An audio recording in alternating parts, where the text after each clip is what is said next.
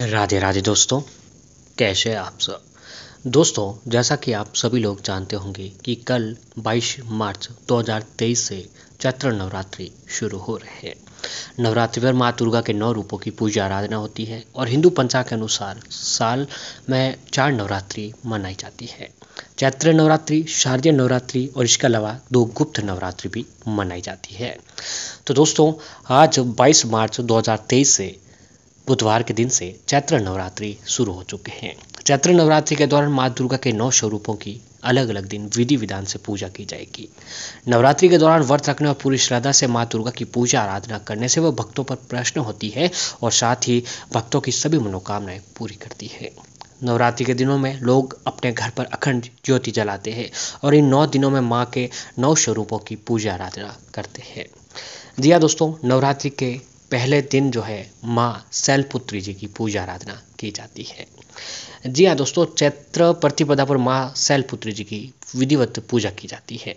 नवरात्रि का पहला दिन माँ शैलपुत्री जी का दिन माना जाता है और कलश स्थापना भी की जाती है। पर्वतराज हिमालय की पुत्री पार्वती के स्वरूप में साक्षात शैलपुत्री की पूजा देवी के मंडपों से पहले नवरात्रि के दिन होती है।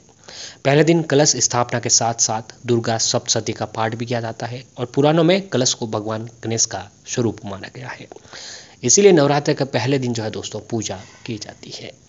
माँ शैलपुत्री जी का स्वरूप कुछ इस प्रकार है कि माँ शैलपुत्री जी पर्वतराज हिमालय की पुत्री हैं। माँ के एक हाथ में त्रिशूल, दूसरे हाथ में कमल का पुष्प है।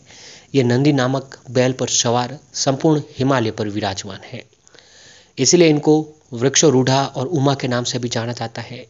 ये वृषभ वाहन शिवा का ही स्वरूप है।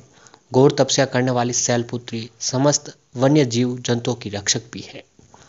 शैलपुत्री का दिन वे समस्त भक्तगण आते हैं जो योग, साधना, तप और अनुष्ठान के लिए पर्वतराज हिमालय की शरण लेते हैं। तो दोस्तों, आज 22 मार्च के दिन जो है चैत्र नवरात्रि शुरू हो रहे हैं और आज के दिन ही कलश स्थापना भी की जा रही है और आज के दिन ही जो है दोस्तों माँ शैलपुत्री जी की भी पूजा आराधना हमें करनी चाहिए। तो माँ शैलपुत्री जी की पूजा किस तरीके से करनी चाहिए ये भी जान लीजिएगा कि दोस्तों चैत्र नवरात्रि के पहले दिन सूर्योदय से उठकर स्नान आदि से निवृत्त होकर साफ सुथरे कपड़े पहने। इसके बाद चौकी को गंगा जल से साफ करके माँ दुर्गा की प्रतिमा या फिर फोटो को स्थापित करें। इसके बाद कलश स्थापना करें, माँ शैलपुत्री जी का ध्यान करें और व्रत का संकल्प लें। इसके बाद माता को रौली चावल लगाएं, सफ़ेद फूल माता रानी को चढ़ाएं, फिर सफ़ेद वस्त्र माता रानी को अर्पित करें।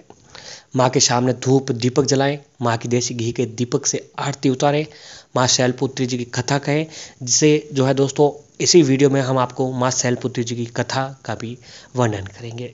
दुर्गा चालीसा करें, दुर्गा स्तुति करें या फिर दुर्गा सप्तशती का पाठ करें। जयकारों के साथ पूजा संपन्न करें और माता रानी को भोग लगाएं। इसके बाद शाम के समय माँ की आरती करें और ध्यान करें। दोस्तों, आज पूजा के दौरान माँ शैलपुत्री जी की मंत्रों का भी आपको जाप जरूर करना चाहिए। जी हाँ दोस्तों, माता शैलपुत्री की पूजा षोडशोपचार विधि से की जाती है और इनकी पूजा में सभी नदियों, तीर्थों और दिशाओं का आह्वान किया जाता है। नवरात्रि के पहले दिन से लेकर अंतिम 9वें दिन तक हर रोज घर में कपूर आपको जरूर जलाना चाहिए। जी हाँ दोस्तों, इस बात का ध्यान जरूर रखें कि 22 मार्च से नवरात्रि शुरू हो रहा है और नवरात्रि के पहले दिन से अंतिम दिन तक यानी 9वें दिन तक हर रोज अपने घर में कपूर आपको जरूर जलाना चाहिए और उससे ही आपको पूजा करनी चाहिए। माँ शैलपुत्री जी का मंत्र कुछ इस प्रकार है। दोस्तों, मंत्र है या देवी सर्वभूतेषु शैलपुत्री रूपेण संस्थिता, नमस्तस्य नमस्तस्य नमस्तस्य नमो नमः। या देवी सर्वभूतेषु शैलपुत्री रूपेण संस्थिता, नमस्तस्य नमस्तस्य नमस्तस्य नमो नमः। या फिर ओम सम शैलपुत्री देवे नमः। इस मंत्र का आप जाप कर सकते हैं। अब दोस्तों, हर दिन अलग अलग माँ दुर्गा के 9 रूपों की पूजा आराधना की जाती है और हर दिन अलग अलग भोग भी लगाया जाता है। तो दोस्तों, जाहिर सी बात है कि माँ शैलपुत्री जी को भी उनका पसंद का भोग आपको आज के दिन जरूर लगाना चाहिए। तो पर्वतराज की पुत्री होने के कारण माता को शैल के समान यानी सफ़ेद वस्तु बहुत ही प्रिय होती है। जी हाँ दोस्तों, माता रानी को सफ़ेद रंग की चीज़ें बहुत ही प्रिय होती है, इसलिए आपको आज के दिन सफ़ेद फूल, सफ़ेद वस्तुएं आदि भेंट करनी चाहिए।